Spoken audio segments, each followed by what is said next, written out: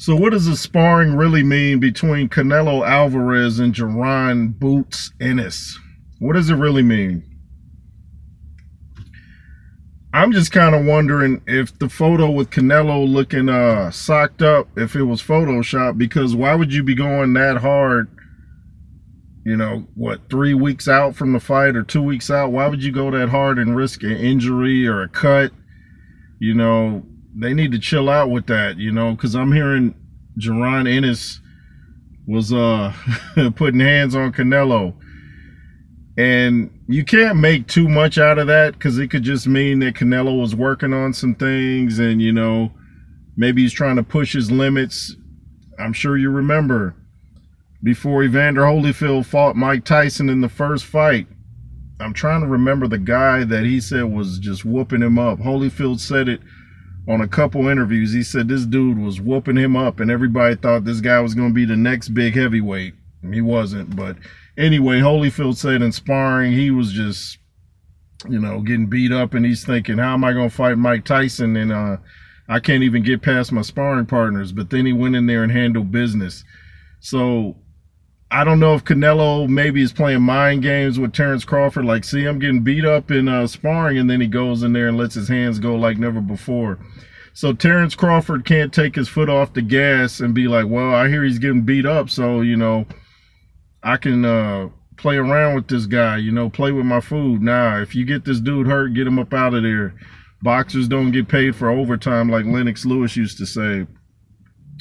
And Jaron Ennis' dad is saying things like he's picking picking Crawford because of, seems like the things he saw in sparring between Canelo and his son. But, Crawford, he should just ignore all the talk about the sparring and look at it like Canelo was whooping Ennis, because I've heard that too.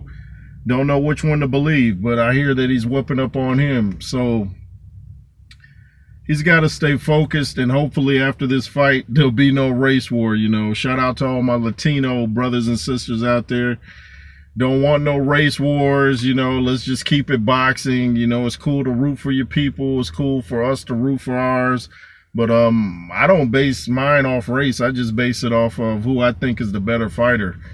I picked Canelo to beat Charlo. So what does that mean? A lot of people talking about Boots is a sellout for working with Canelo. If y'all don't stop, man. So he's not supposed to feed his family. Y'all gonna pay his rent. Somebody's always a sellout in boxing. You do one thing with somebody the opposite race. Sellout. So I guess if you comment on somebody's platform and they're of a different race, I guess that makes you a sellout. If y'all don't quit with the labeling, man, it's insane. It's insane. But back to the topic. I think that Terrence Crawford just ignore all the rumors and the innuendos about what's going on in camp. And I even had another theory, the Roos theory. What if Ennis and Crawford are working together and he's a mole in the Canelo camp and he's telling everything that's going on to Crawford's camp in Bomac? What if that's happening? Something else to think about. That's another theory.